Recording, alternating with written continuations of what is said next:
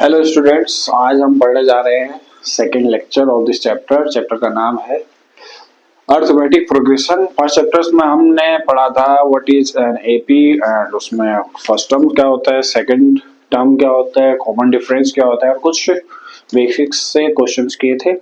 तो आज हम थोड़ा सा लेवल अप करने जा रहे हैं और उसी के साथ आज हम स्टार्ट करेंगे।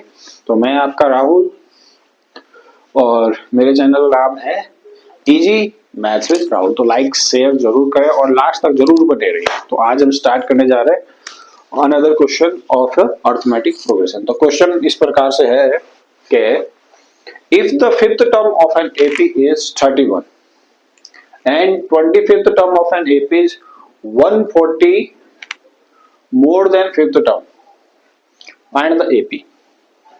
ओके, तो क्वेश्चन है that fifth term of an AP, that is a fifth of an AP is 31। तो फर्स्ट जो इसने ये लाइन बोली है fifth term of an AP is 31, तो हम उसको इस तरीके से राइट डाउन करेंगे that fifth term of an AP is 31। Okay, फिर क्या कह रहा है, but the 25th term is 140 more than fifth term. पर जो ये कह रहा है कि जो 25th टर्म है दैट इज 25th टर्म 140 मोर किससे, फिफ्थ टर्म से।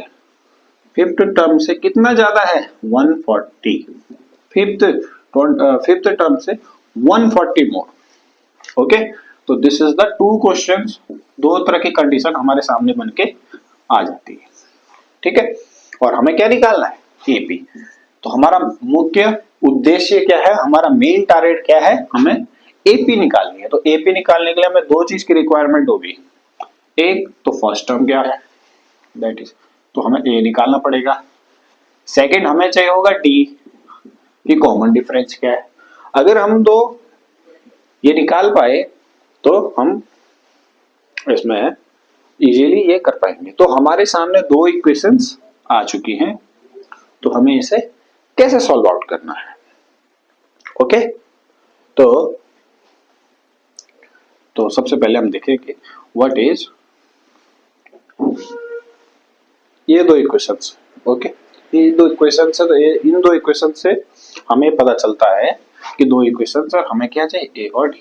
तो फर्स्ट हम यहाँ ट्राई करते हैं, कहाँ पे, यहाँ पे।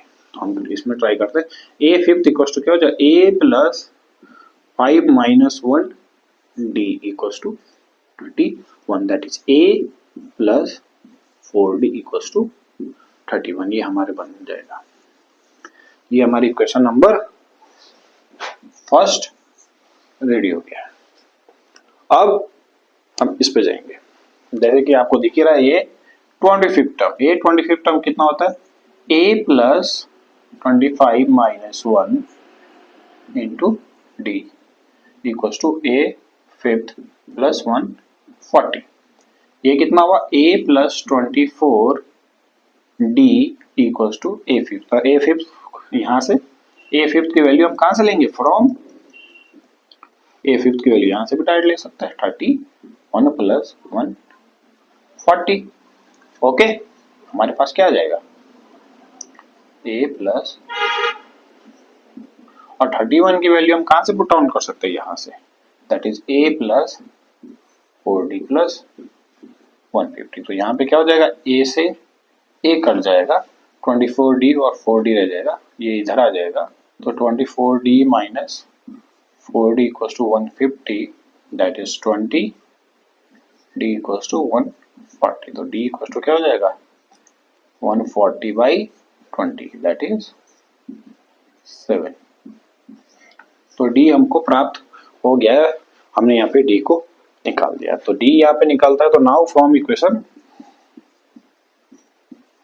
फर्स्ट a कितना हो जाएगा, a plus 4 multiply 7 equals to 31। तो a हो जाएगा 31, 4 7 जा 28 इक्वल के इधर आएगा RHS, तो 28 हो जाएगा। तो a इक्वल्स टू 3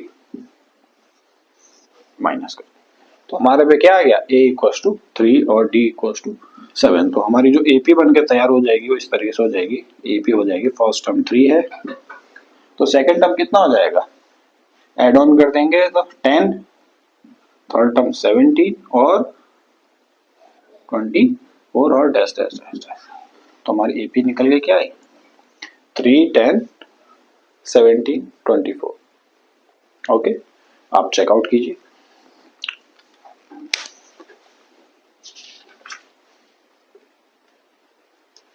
हमारा आंसर सही है, हमने चेकआउट कर लिया है। सीबीएसई 2015 में क्वेश्चन पूछा गया था। तो मेरी कोशिश ये है कि आपको फिर भी किसी को कोई डाउट है तो मेरे को कमेंट सेक्शन में पूछ सकता है। और अब हम एक क्वेश्चन और डिस्कस करेंगे।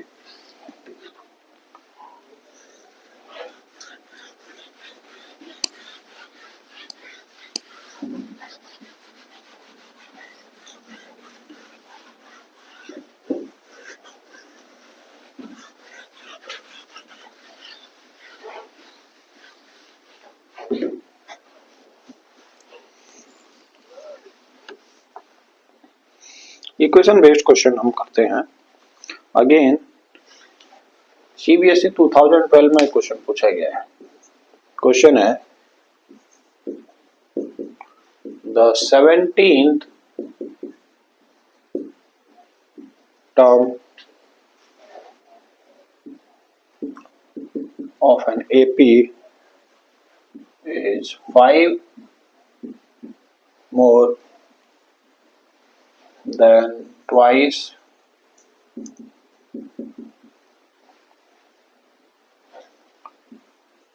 its eighth term. Okay. If the 11th term, if the 11th term of an AP is 43, find the nth term. Find the nth term. तो हमारे पास nth term हमने निकाली है। तो हमारे पास क्वेश्चन ये आया। लेट्स चेक इट आउट कैसे होगा। 17 टर्म ऑफ एन एपी 2012 का क्वेश्चन है। 17 term of an AP a 17 term of an AP is 5 more than twice multiply दुगना it's 8 term. Okay, this is first condition. Second condition, if the 11th term of an AP is 43 और जो 11th term of an AP हो कितना है 43 and we have to find the nth term. Again हमें क्या चाहिए होगा, ए और डी की रिक्वायरमेंट लगेगी। तो फिर से दो क्वेश्चन। वैसे ये क्वेश्चंस इजी होते हैं अगर आपने इसमें एलिमिनेशन मेथड का बहुत अच्छा यूज किया जाता है या सब्स्टिट्यूशन मेथड से भी आ सकते हैं। हम इक्वेशन बना के देखते हैं क्या निकलता है। This is a plus 17 minus 1 d equals to 5 plus 2 multiply a plus 8 minus 1 d। ठीक है, और सेकंड तरफ क्या हो जाएगा a11 that is a plus 11 minus 1 d equals to 43। तो ये हो जाएगा a plus 16d equals to 5 plus 2 multiply a plus 7d। Again a plus 16d equals to 5 plus 2a plus 14d। और यहाँ पे आ जाएगा a plus 10d equals to 43। इसको थोड़ा a उधर जाएगा तो आ जाएगा 2a minus a और ये इधर आ जाएगा 9। इन सबको इधर ले आओ तो that is minus a plus 2d equals to 5। ये इसको सॉल्व आउट करने के बाद ये आ जाएगा, हाँ, माइनस a एंड 16d। तो ये इधर आएगा तो प्लस माइनस होके प्लस 2 हो गया 5 तो 5 ही रह जाएगा। तो we have got the two equation. This is equation number second and this is equation number first. तो दोनों को सॉल्व आउट कर देंगे हम यहाँ पे। दोनों को सॉल्व आउट कर देंगे। That is minus a plus 2d equals to 5 and a plus 10d equals to 43। अब यहाँ पे मुझे कुछ चीज आपसे बात करनी है। मैंने अक्सर बच्चों को पढ़ाते हुए और उनको देखा है, उनके जब सॉल्यूशन करते हैं उनमें एक आदत बैठ गई है कि जब भी इस तरह के क्वेश्चंस आए साइन चेंज करते रहो। तो अगर मैं इसके साइन चेंज करने पे जाऊं तो मैं साइन तो चेंज कर दूंगा, पर ये माइनस माइनस पॉजिटिव हो जाएगा, फिर हमें इनको मल्टीप्लाई करना पड़ेगा, जरूरत ही नहीं है। बिकॉज साइन चेंज करने की रिक्वायरमेंट तब होती है जब साइन हमारे पे अपोजिट ना हो। तो यहाँ पे पहले से ही अपोजिट, दिस इज माइनस है दिस प्लस है, तो डायरेक्टली कैंसिल आउट हो जाएंगे और ये कितना हो जाएगा 12d इक्वल्स टू 48। तो d इक्वल्स टू आ जाएगा 12 से 48 को डिवाइड देंगे, दैट इज 4 12 4 द 48। तो d आ गया 4। तो किसी भी एक इक्वेशन में पुट ऑन कर लो, फ्रॉम इक्वेशन फर्स्ट में ही देख लेते हैं। तो minus a plus 2 into 4 equals to 5। तो माइनस a इक्वल्स टू आ जाएगा 5 माइनस 8, ये प्लस उधर जाके माइनस हो जाएगा, तो minus a equals to minus 3। तो माइनस से माइनस कैंसिल आउट हो जाएंगे, तो a इक्वल्स टू हमको 3 मिल गया। तो हमारे पे a भी d भी आ गया है। तो इन्होंने पूछा nth टर्म, तो nth टर्म क्या हो जाएगा, a n इक्वल्स टू हो जाएगा a plus n minus 1 d। a है आपका 3 प्लस n माइनस 1 और d आपका 4। तो आपका आंसर आएगा 3 plus 4n minus 4, that is a n equals to हो जाएगा 4n माइनस 1।